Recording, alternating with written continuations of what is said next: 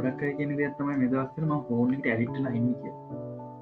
ඒත් අපි හරි විදිහට හොඳ ඇප්ස් යූස් කරලා සිස්ටම් එකකට ෆෝන් එක යූස් කරනවා ෆෝන් එක තමයි මේ ලෝකේ තියෙන හොඳම ස්ටඩි ටූල් එක.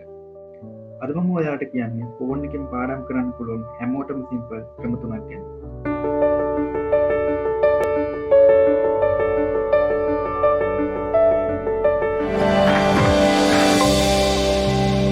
පළවෙනි ක්‍රමය තමයි ස්ටඩි ටයිම් ඇප් එකක් පාවිච්චි කරන එක.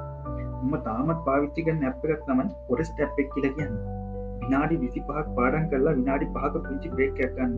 මෙන්න මේකම තමයි ප්‍රොමොඩෝරෝ මෙතඩ් එක කියලා කියන්නේ. මේ පාස් පේපර් සෙෂන් වලට වගේම ඔයාගේ ටයිම් එක හදාගන්න මේක හොඳ ප්‍රැක්ටිස් එකක් වෙයි. දෙවෙනි ක්‍රමය තමයි ෆ්ලෑෂ් කාඩ් කියලා කියන්නේ. ඇක්ටිව් රීකෝල් කියන ලර්නින් මෙතඩ් එක ෆෝන් එක හරහා යූස් කරන එක තමයි මේකෙන් අපි කරන්නේ.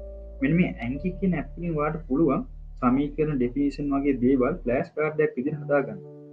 දවසට විනාඩි 15ක් 20ක් වගේ ෆ්ලෑෂ් කාඩ් සෙෂන් එකකට පුළුවන් ඔයා පාඩම් කරපු හැමදේම ආයෙත් මතක් කරගන්න.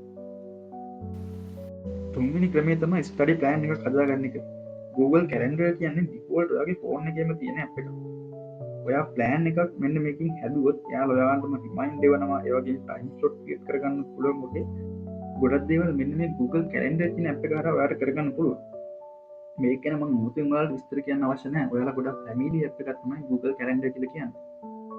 ඉතින් ඔයා හිතනවා නම් මම කොහොමද පාඩම් කරන්න පටන් ගන්න කියලා. ඒකට ප්ලෑන් එකක් තියෙනවා නම් ආන්සර් එක ඕල්රෙඩිම තියෙනවා.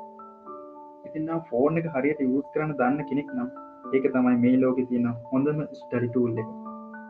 මේ ඇප් තුනෙන් ඔයාලට ෆෝකස් වෙන්නත්, ඉගෙන ගන්නත්, ඕගනයිස් වෙන්නත් පුළුවන්. ඉතින් ඔයා මේ තුනෙන් එකක් හරියට යූස් කරලා ගන්න. subscribe කරලා තියාගන්න. මේ පිළිබඳ වැඩි විස්තර ඕන නම් කලින් කමෙන්ට් කරන්න. So good luck with your studies.